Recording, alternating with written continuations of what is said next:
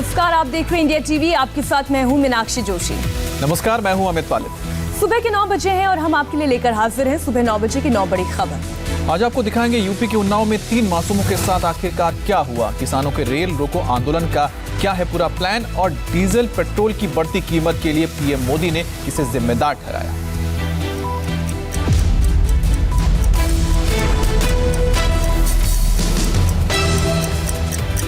सबसे पहले बात उत्तर प्रदेश के उन्नाव की, जहां 2 नाबालिग लड़कियों की संदिग्ध परिस्थिति में मौत से हड़कंप मच गया। बंधे हुए हाथ पांव के साथ खेत में तीसरी लड़की भी थी, जिसकी हालत गंभीर है और अस्पताल में भर्ती। उत्तर प्रदेश के उन्नाव की यह घटना दिल दहला देने वाली है। जिले के असोहा थाना इलाके में 3 नाबालिग बच्चियां जिस तरह से एक खेत में एक दूसरे से बंधी हुई मिली, वो बेहद गंभीर है। इनमें से 2 बच्चियों की तो मौत हो चुकी है और तीसरी अस्पताल में बेहद गंभीर हालत में भर्ती है।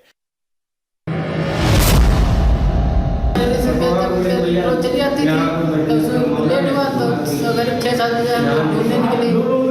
सब तक ढूंढने तो नहीं मिली, तब खेतर ढूंढने चालू करता खेत में। घटना सामने आने के बाद गांव में पुलिस के बड़े अधिकारी कैंप कर रहे हैं। खुद लखनऊ रेंज के आईजी मौके पर हैं और एक एक डेवलपमेंट पर नजर बनाए हुए हैं। चौंकाने वाली बात यह है कि तीनों लड़कियों के हाथ पैर बंधे हुए थे। तीनों लड़कियों को अस्पताल पहुंचाया गया, लेकिन डॉक्टरों ने 2 लड़कियों को मृत घोषित कर दिया, जबकि तीसरी लड़की को गंभीर हालत में कानपुर रेफर किया गया है। अभी हमने उसको इंट्यूबेट भी कर दिया है। इंट्यूबेट इसलिए कराया है कि उसका जो लंग्स में पानी भर गया है, जिसको उसको निकाल सकें, उसको भी निकाल रहे हैं हम लोग। लेकिन इस समय जो उसकी स्थिति है, उससे ऐसा लग रहा है उसका ब्रेन का थोड़ा डैमेज हो गया है, एनोक्सिया में गई है मरीज, तो क्रिटिकली इल है। बचने की उम्मीद इस समय बहुत ज़्यादा नहीं है। क्या लग रहा सर, किस वजह से कुछ ऐसा लग रहा है? उसके साइंस जो है वो ऐसा लग रहा है कि ऑर्गेनोफॉस्फोरस पॉइजनिंग उसको हुई है। ऑर्गेनोफॉस्फोरस होता है जैसे जो कीटाणुनाशक दवाएँ यूज होती हैं, जो उस समय इसके जो क्लिनिकली जो लग रहा है। पुलिस के मुताबिक पहली नजर में लड़कियों की मौत जहरीले पदार्थ खाने से हुई है, लेकिन ये बात अभी साफ नहीं लड़कियों को किसने जहर दिया, गांव में इनकी दुश्मनी किससे थी। तफ्तीश के बीच घटना को लेकर सियासत भी तेज हो गई है। भीम आर्मी चीफ चंद्रशेखर आजाद ने कहा, भीम आर्मी की टीम कानपुर के अस्पताल पहुंच चुकी है। सरकार जान ले, उन्नाव में हम हाथरस नहीं दोहराने देंगे। उन्नाव केस की एकमात्र गवाह बच्ची का बेहतर इलाज और सुरक्षा सबसे जरूरी है। फिलहाल पुलिस की तफ्तीश जारी है। इंतजार दोनों पीड़ित लड़कियों की पोस्टमार्टम रिपोर्ट का है। पश्चिम बंगाल में चुनावी गहमा-गहमी खूनी सियासत में बदलती जा रही है। एक तरफ ममता के मंत्री पर बम से अटैक हुआ, तो दूसरी तरफ बीजेपी नेता पर पथराव।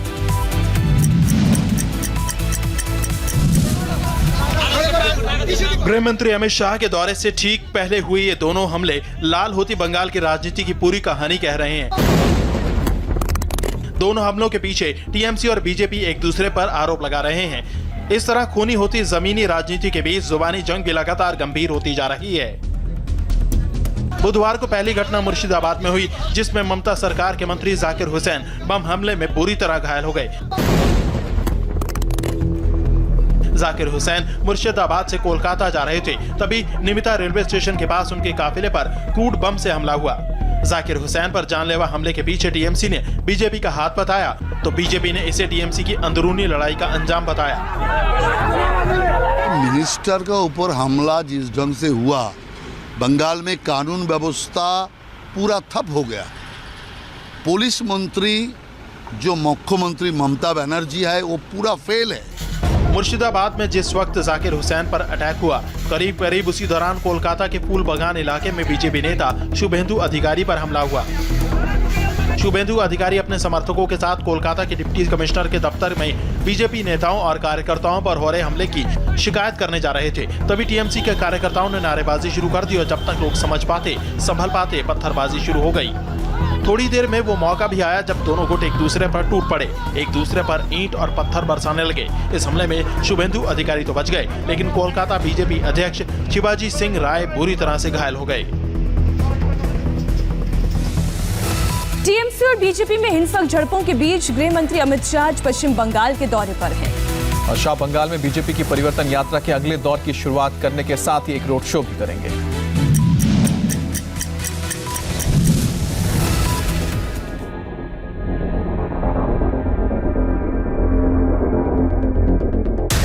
गृह मंत्री अमित शाह का बंगाल दौरा पहले से तय था, इसके लिए वो देर रात कोलकाता पहुंच गए, लेकिन बुधवार को हुए 2 हमलों की वजह से माहौल तनाव भरा हो गया है। लिहाजा गृह मंत्री की सुरक्षा और बढ़ा दी गई है। बीजेपी के प्रचार की मुहिम को धार देने के लिए गृह मंत्री अमित शाह पश्चिम बंगाल पहुंच गए हैं, लेकिन उनके पहुंचने से पहले ही हमला हो गया। परिवर्तन यात्रा के अगले राउंड को हरी झंडी दिखाने के साथ अमित शाह का कोलकाता में पूरे दिन का कार्यक्रम है। आज सुबह 10:35 पर अमित शाह भारत सेवाश्रम संघ जाएंगे। दोपहर 12:15 पर गृह मंत्री कपिल मुनि आश्रम पहुंचेंगे। करीब 10 से 15 मिनट आश्रम में रुकेंगे। दोपहर 12:50 पर अमित शाह इंदिरा मैदान में परिवर्तन रथ यात्रा का शुभारंभ करेंगे। दोपहर 1:55 पर नारायणपुर गांव में एक शरणार्थी परिवार के घर जाएंगे और दोपहर का भोजन करेंगे। 3:05 पर शमशान काली मंदिर पहुंचेंगे। शमशान काली मंदिर से रोड शो होगा जो SBI काकद्वीप ब्रांच पर खत्म होगा। शाम 5 बजे अमित शाह अरबिंदो भवन जाएंगे। खूनी संघर्ष के बीच गृह मंत्री अमित शाह का बंगाल दौरा चुनावी राजनीति के साथ लगातार बिगड़ती बंगाल की कानून व्यवस्था को लेकर भी अहम है। पिछले दौरे पर भी वो ममता बनर्जी से अपने कार्यकर्ताओं को कंट्रोल करने की अपील कर चुके हैं। जम्मू कश्मीर में अब चैन और सुकून लौट रहा है और यही बात आतंकियों को बर्दाश्त नहीं हो रही है। डल झील के पास आतंकियों ने हमले का ऐसा वक्त चुना जब विदेशी डिप्लोमेट्स का डेलीगेशन घाटी में है।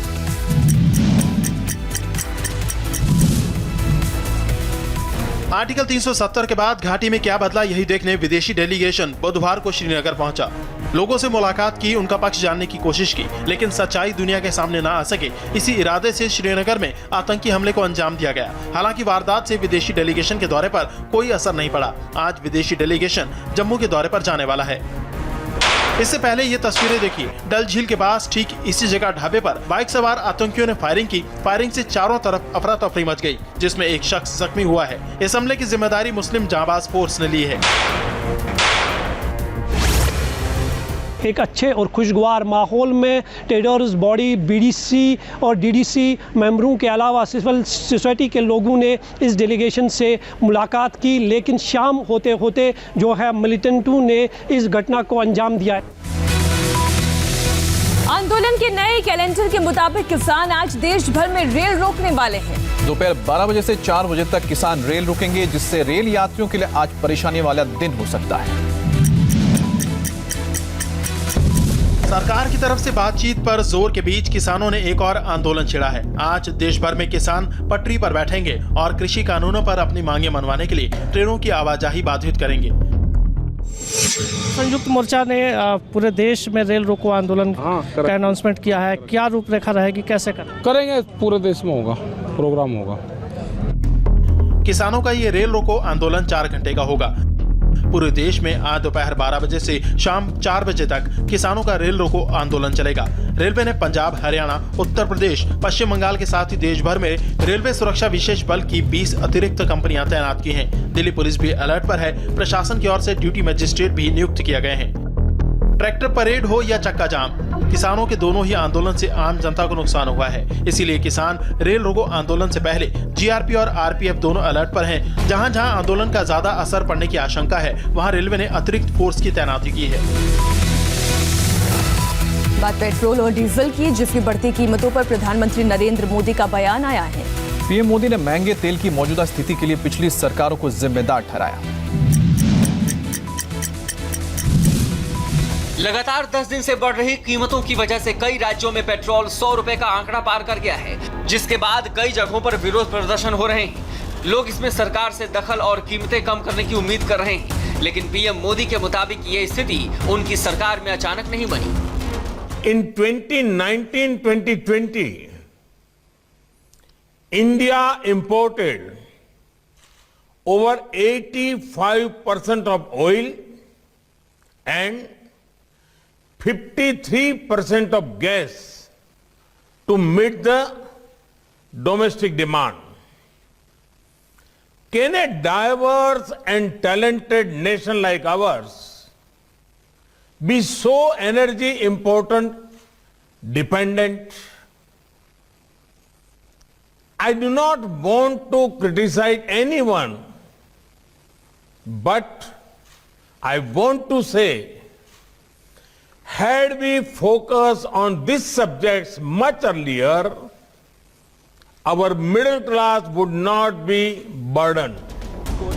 तमिलनाडु में तेल और गैस से जुड़े प्रोजेक्ट्स के उद्घाटन करते हुए पीएम मोदी ने ये भी कहा कि फिलहाल उनकी सरकार का जोर ऊर्जा के वैकल्पिक स्रोतों को विकसित करने का है, जिससे आयात पर निर्भरता कम हो। इससे पहले पेट्रोलियम मंत्री धर्मेंद्र प्रधान कह चुके हैं कि तेल की कीमतें तेल कंपनियां तय करती हैं, इसमें सरकार की कोई भूमिका नहीं होती। मध्य प्रदेश में कोरोना वैक्सीनेशन प्रोग्राम में लापरवाही के बाद राज्य सरकार ने जांच के आदेश दिए हैं। 1,37,000 से ज्यादा हेल्थ केयर और फ्रंटलाइन वर्कर्स के नाम एक कॉमन मोबाइल नंबर पर रजिस्टर हुए।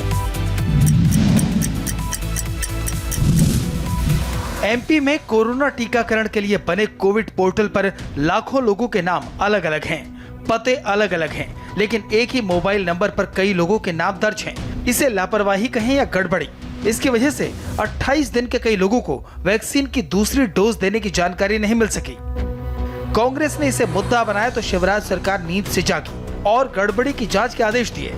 कोरोना से संबंधित चाहे वो वैक्सीन का मामला हो, चाहे फर्जी जो फोन नंबर दिए हैं, जो अधिकारी कर्मचारियों के बहुत से नंबर दे दिए गए हैं, कुल मिला के ये अभियान कोरोना से लड़ने का इफेक्ट हो रहा है। छोटा सा एक फिगर ऐसा था जिसमें कि मोबाइल नंबर की रिपीटिशन की समस्या हमें देखने को मिली थी, पर उसको ठीक कर लिया गया है।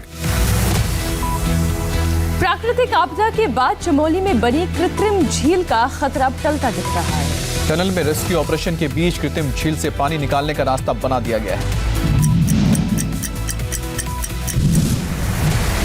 रैनी गांव के ऊपर खतरे की झील। कृत्रिम झील तक पहुंची आईटीबीपी और डीआरडीओ की टीम। 200 वर्ग मीटर में बनी कृत्रिम झील का मुहाना खोला। उत्तराखंड त्रासदी में फ्लैश फ्लड के बाद जिस बड़े खतरे की बात की जा रही थी, उसकी वजह ये झील ही थी। आपदा के बाद मलबे से बनी करीब 200 वर्ग मीटर की इस झील को लोकेट करने के बाद इसके पानी को धीरे धीरे रिलीज करने की कोशिश की जा रही है ताकि ये अचानक नहीं टूटे। रैनी गांव के ऊपर मुरेंडा इलाके में बनी इस झील का अस्थायी बांध टूट जाता तो कई गांव इससे तबाह हो जाते, लेकिन अब ये खतरा टल चुका है। आईटीबीपी के जवान झील तक पहुंच चुके हैं और डीआरडीओ की स्पेशल टीम की देखरेख में झील का पानी डिस्चार्ज करने में जुट गए हैं। इस टीम ने इलाके में अपना बेस कैंप भी बना लिया है और हेलीपैड के लिए मार्किंग भी की जा रही है। ये सुविधा होने के बाद किसी भी आपात स्थिति की सूचना फौरन मिल सकेगी। अब तक इस आपदा में 58 लोगों की मौत हो चुकी है, जबकि 146 लोग अब भी लापता हैं। गुजरात की एक शादी में घोड़ी के साथ स्टंट करना दूल्हे मियां को महंगा पड़ गया और बारात में ये घोड़ी कुछ ऐसी बिद गई कि दूल्हे को लेकर ही भाग गई। और इस तरह सजे धजे बारात के बीच दूल्हे को लेकर फरार हो गई घोड़ी।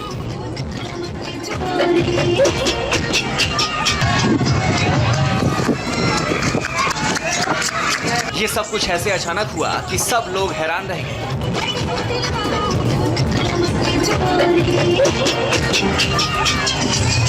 ये वीडियो गुजरात के पाटन इलाके की किसी बारात का है। दूल्हे को लेकर भागने से पहले घोड़ी ढोल और नगाड़ों पर जमकर डांस कर रही है।